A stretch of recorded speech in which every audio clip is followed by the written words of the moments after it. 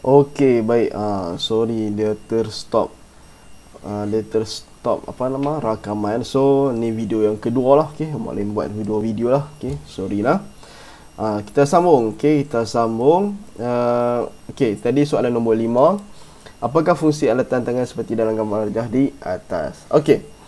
So kita dah potong dua jawapan yang confirm bukan dia lah. Okey, mengetuk paku bukan dia, mengetuk komponen bukan dia. Ada pahat dengan juga dan juga logam. Okey, so jawapan sebenar dia adalah mengetuk pahat.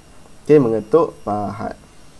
Okey, kalau mengetuk logam ni macam mana? Boleh ke nak buat apa nak ketuk logam? Sebenarnya ada tukul untuk kita ketuk logam. Contohnya zinc. Okey, ataupun apa-apa logam yang nipis lah, yang lembut, supaya kita nak bagi dia kemas lagi. Okey, so ada. Tapi yang ni adalah untuk mengetuk pahat. Okey, mengetuk pahat ni obviously dia untuk pahat sebab bukan logam, sebab kalau logam dia akan guna yang getah punya. Okey, dia guna kepala ni yang dia buat daripada getah.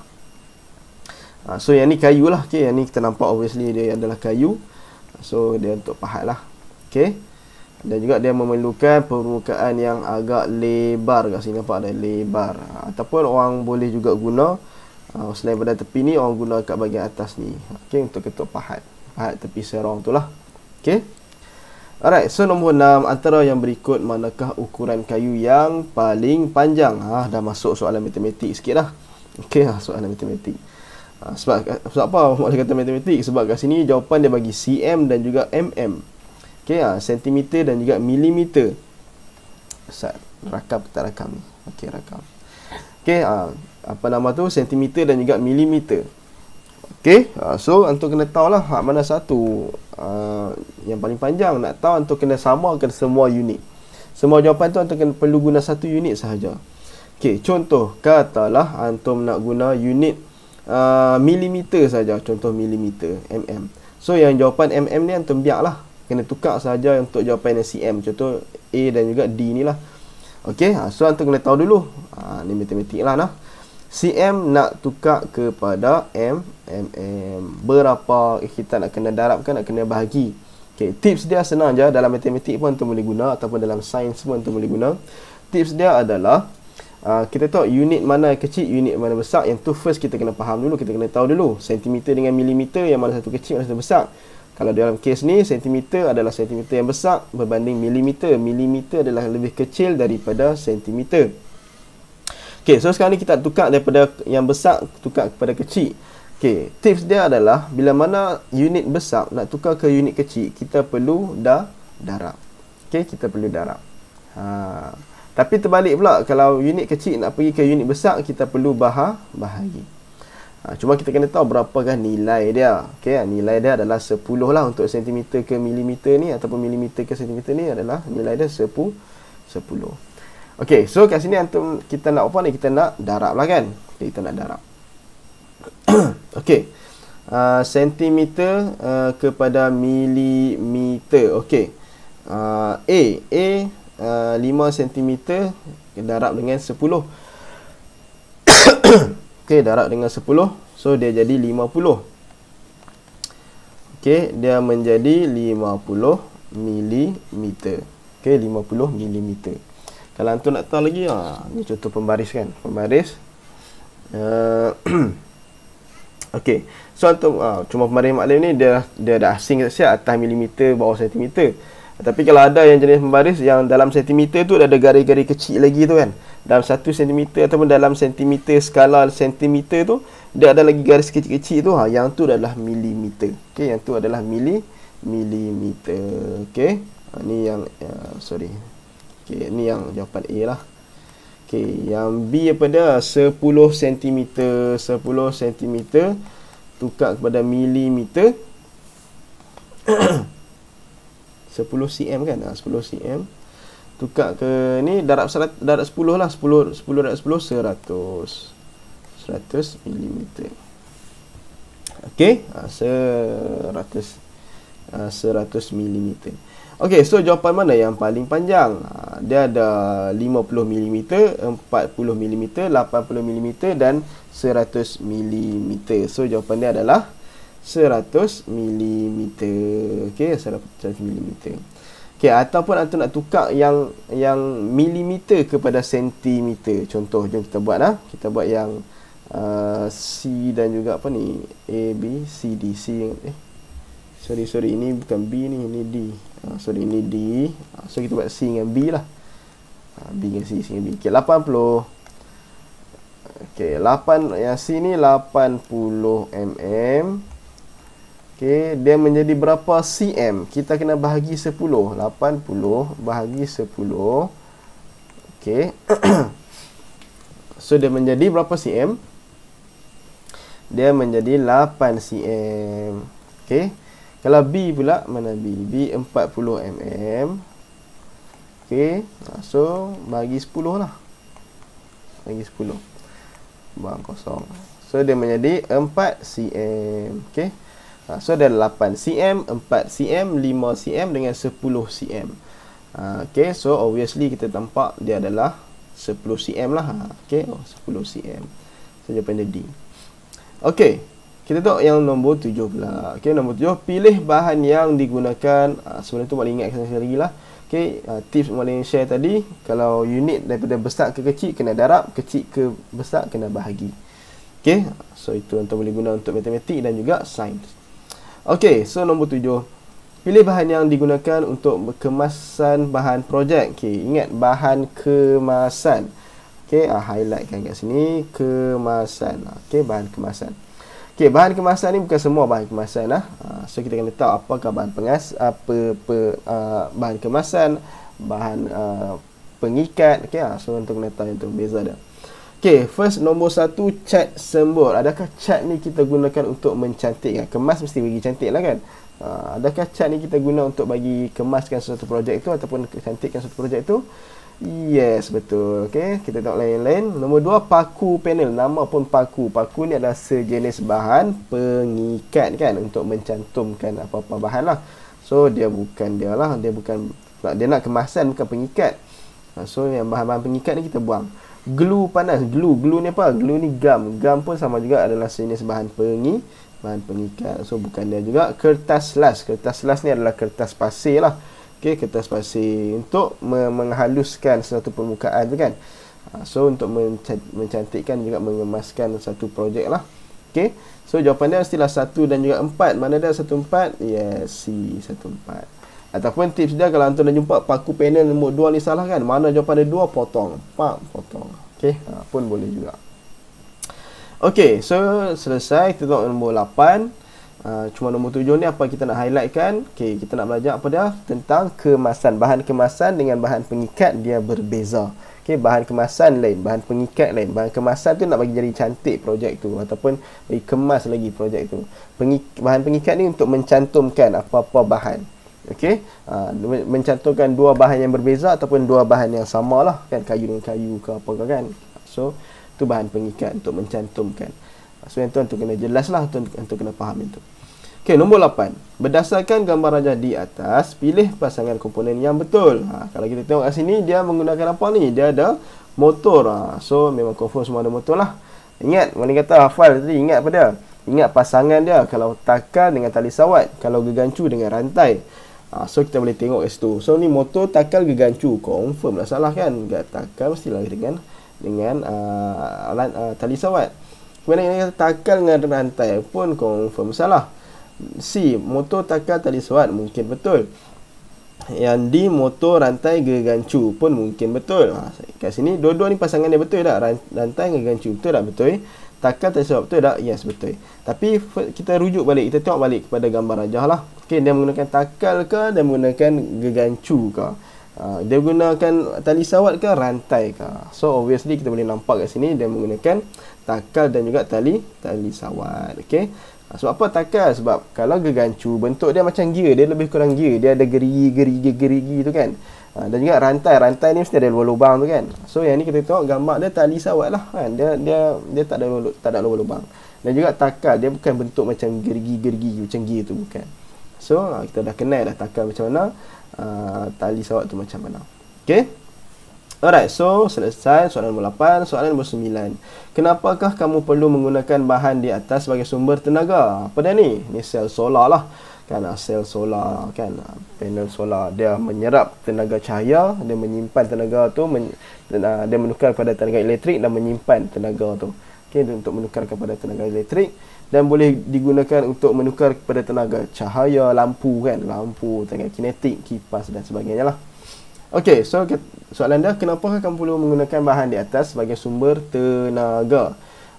First kita kena tahu dulu solar ni apa sifat dia, apa ciri-ciri dia. Solar ni dia menggunakan ataupun dia menyerap sumber tenaga daripada matahari, betul tak? Cahaya matahari kan, di siang hari dia serap, okay, dia charge, okay, dia charge, dia simpan charge tu dan untuk kita gunakan di rumah lah kan, untuk on switch apa semua bagai tu. Okey, bila mana dia menggunakan tenaga matahari kan, daripada matahari, cahaya matahari. So matahari ni kita kena tahu juga dia adalah sejenis sumber yang boleh diperbaharui ataupun sumber yang boleh kata unlimited lah kan. Sumber yang boleh sentiasa diperbaharui ataupun yang limited ataupun yang terhad, ataupun yang tidak boleh diperbaharui. Itu kita kena tahu. So itu adalah dalam sains lah. So benda ni pun kemahiran hidup lah dah. RBT pun sama jugalah. Okay, kita kena tahu benda-benda macam ni lah. Okay, so kita tengok pilihan jawapan yang ada. A, pastikan projek tidak berfungsi. Kita nak guna panel solar, sel solar ni untuk pastikan projek tidak berfungsi. Confirm lah salah kan. Memang tak logik lah. Okay, B, tenaga menjadi lebih kuat. Adakah tenaga menjadi lebih kuat bila kita guna tenaga daripada matahari ni? Mungkin, kita tak tahu. Kita tengok, kalau tak pasti jangan padam, jangan potong lagi. C, menggunakan sumber yang sumber boleh baharu. Sumber boleh baharu maksudnya boleh diperbaharui lah. Adakah betul? Bolehlah cerita tadi. Okay, dah nampak dah. Okay, D, projek disiapkan dengan cepat. Adakah bila kita guna sel solar ni projek siap cepat? Tak juga. Kalau kita guna sel solar, kita duduk saja makan saja kan, tak buat apa. Sama juga, tak siap pun jauh cepat juga. Okay, so jawapan dia adalah confirm lah C, menggunakan sumber yang boleh diperbaharui kan. Sumber yang boleh sentiasa ada lah kan, siang kita guna kan. Okay, so jawapan dia C. Ingat sel solar ni dia menggunakan cahaya matahari lah, sumber daripada matahari. Nombor 10, yang ni dah ada dekat yang atas tadi tu kan. Apakah yang perlu dilakukan dengan alat di atas setelah selesai menggunakannya? Oh, dia tanya dah lepas guna ni nak buat apa? Dia tak tanya pun cara guna macam mana tak. Dia tanya lepas guna nak buat apa. Okey, A, membasuh dengan air yang bersih. Adakah betul membasuh dengan air yang bersih? So kita kena tengok dulu. Ingat gergaji ni bilah dia diperbuat daripada, ni Mak Li ajak antum cara nak berfikir, nak cari jawapan kan. Dia guna air. Kenapa dia kata air yang bersih kan? Dia saja nak trick kita kan, dia nak trick. Kita nak basuh pun guna air, betul tak? Cumanya gergaji ni dia mata dia adalah besi. Besi ni bila mana kena air kan, adanya udara, dia boleh menghasilkan karat. Betul tak? Nampak tu. So dia nak trick kita situ. Betul tak ni A ni basuh dengan air bersih? Jawapannya mestilah salah kan. Mestilah salah. Okey. Besi kena air, ada udara, jadilah karat. Betul tak? Sains, belajar sains kan. Okey, B, terus simpan di tempatnya semula. Lepas guna simpan terus, boleh tak? Tak boleh lah kan, mestilah kita bersih-bersihkan juga kan. Okey, C, membuka semua komponen gergaji. Tu dia nak kena buka semua 10 komponen. Betul ke?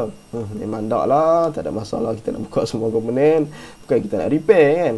Okey, D, membersih dan meminyakkan bilah gergaji. Yes, ini yang paling tepat lah. Okey, bersihkan, sapu-sapu, buang-buang habuk-habuk kayu semua bagai tu.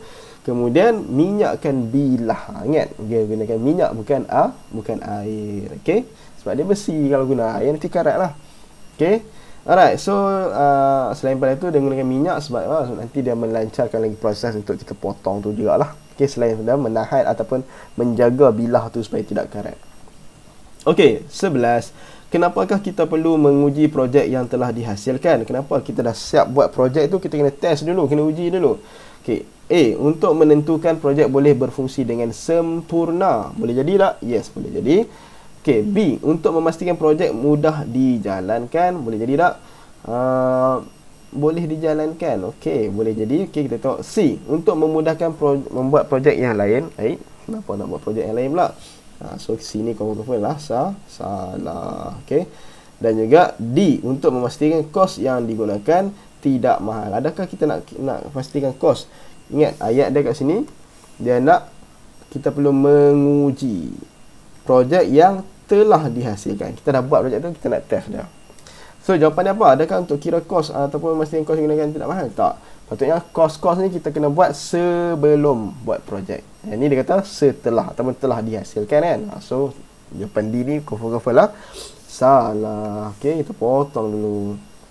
Okey, dipotong. So tinggal A dan juga B. Kita baca balik. A untuk menentukan projek boleh berfungsi dengan sempurna, dan B untuk memastikan projek mudah dijalankan. So jawapan dia adalah A kan. Kita buat satu projek tu mesti kita nak dia boleh deliver ataupun dia boleh menghasilkan satu kegunaan yang baik lah kan, yang sempurna untuk kita guna projek itu, untuk kita guna dia lah.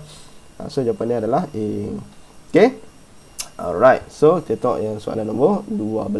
Tanaman tanpa tanah yang menggunakan air sebagai medium penanaman dikenali sebagai kita dah tengoklah kat atas tu kan, dia adalah ni kita direct tu lah. Okey, hidroponik. Okey, nutrioponik bukan, aquaponik bukan, tomatonik bukan.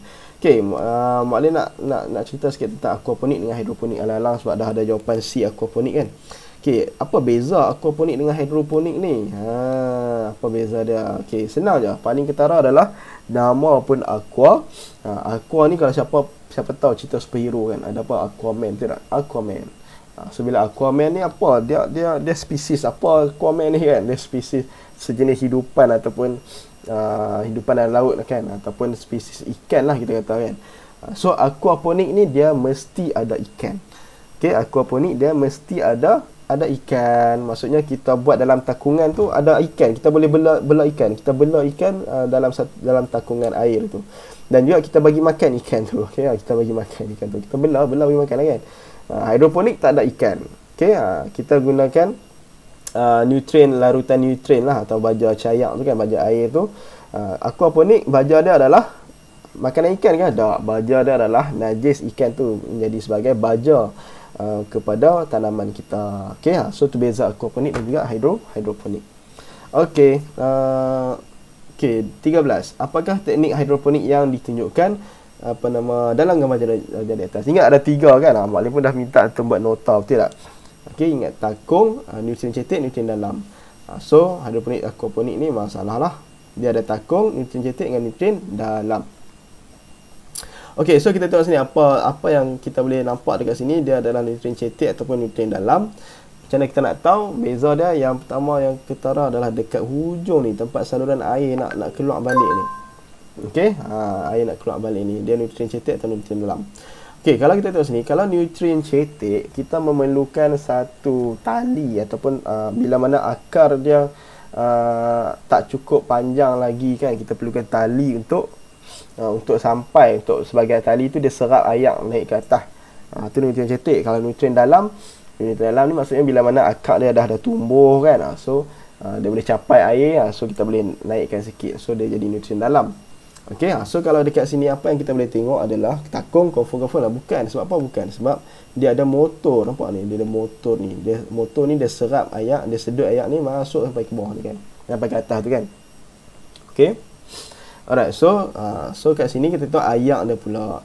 Ayak ni, gambar rajah ni, ayak dia dah capai dekat raga tanaman kan. Dia tinggi tak? Tinggi kan, dia dah capai raga tanaman. Dia ada tali tak untuk capai ayak kat bawah? Contoh kata tadi, kalau kata pokok yang baru nak tumbuh, akar letak panjang lagi, dia perlukan tali untuk capai ayak yang takungan tu kan, ayak mengalir yang kat bawah ni. So dia tak ada tali pun. Maksudnya ni adalah takungan dalam. Okey, teknik hidroponik, nutrien dalam. Okey, bukan nutrien cetek. Okey, so tuan dah tahu beza dia lah. Okey, nombor 14. Berikut adalah kebaikan menanam secara hidroponik kecuali. Okey, kecuali apa? Apa kelebihan, kebaikan tanah hidroponik ni? Ada 11 ke 8 kan dalam konteks tu. Okey, so A, hasil pengeluaran rendah. Tak, okey, tak semestinya. Okey, hasil pengeluaran tinggi, boleh jadi. Okey, boleh jadi, tapi belum lagi. Kita tengok dulu, aku ada jawapan yang lebih tepat. C. Hasil tanaman lebih berkualiti pun boleh jadi. D.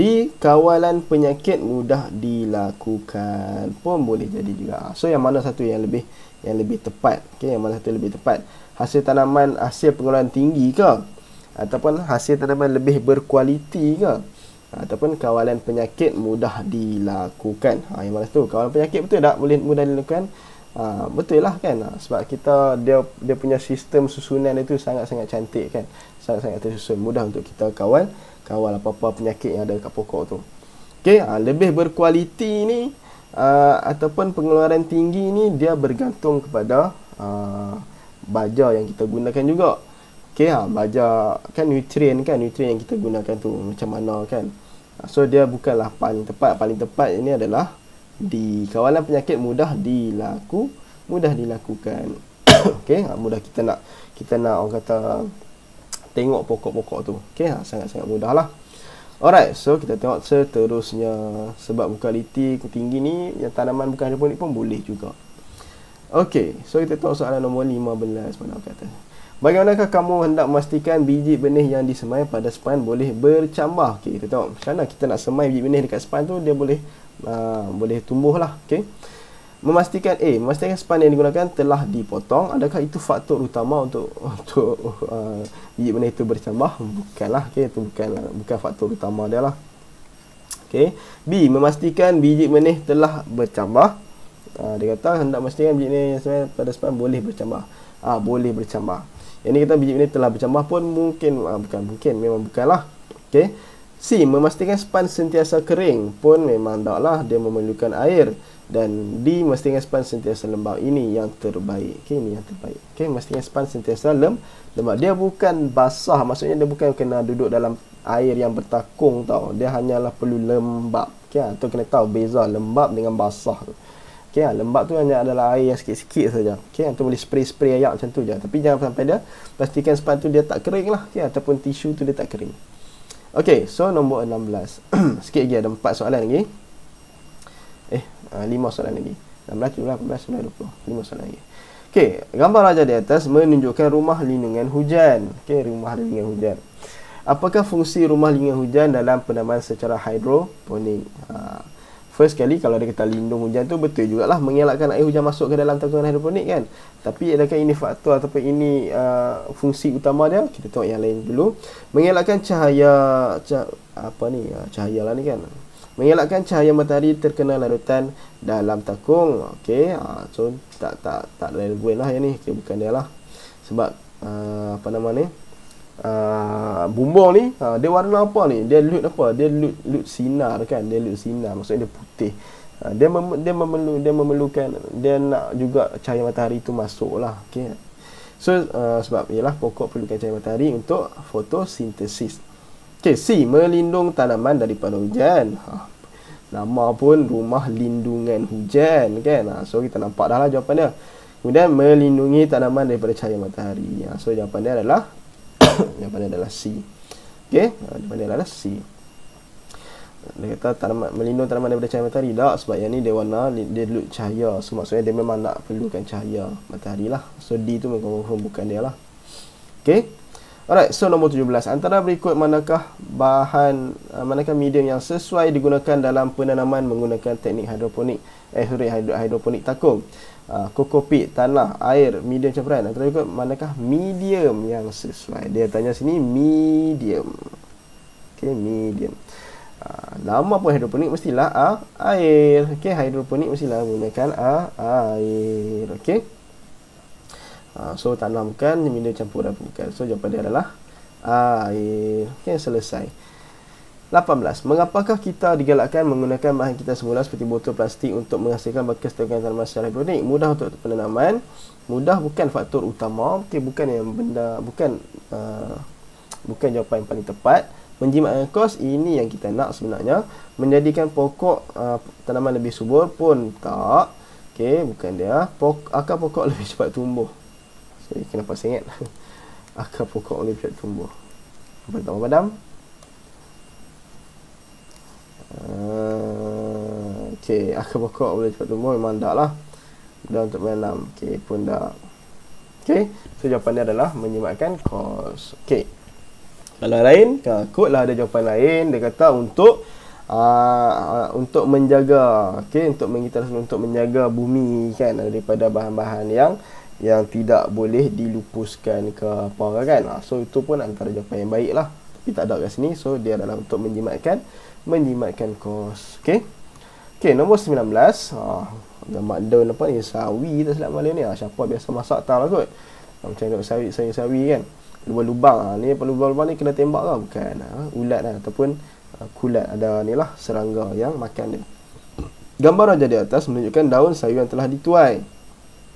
Mengapakah daun sayur tersebut berlubang dan rosak? Okey, tidak cukup nutrien atau baja. Adakah baja nutrien tu boleh menghalang ulat untuk makan? Tak. Okey, so bukan dia lah. Dimakan haiwan ternakan. Okey. Kita kena tahu lah haiwan dengan serangga lain lah. Okey, ataupun serangga ataupun perosak lain. Haiwan ni yang besar-besar. So kalau besar-besar makan, adakah jadi lubang kecil-kecil tu? Memang tak lah kan. So bukan dia lah. Okey, C, terkena racun serangga. Adakah racun membuatkan daun tu berlubang-lubang? Pun tidak. Kalau racun, kalau sakit, dia akan jadi color lain kan. Dia akan rosak dari segi itulah. Fizikal dia nampak warna dia dah lain.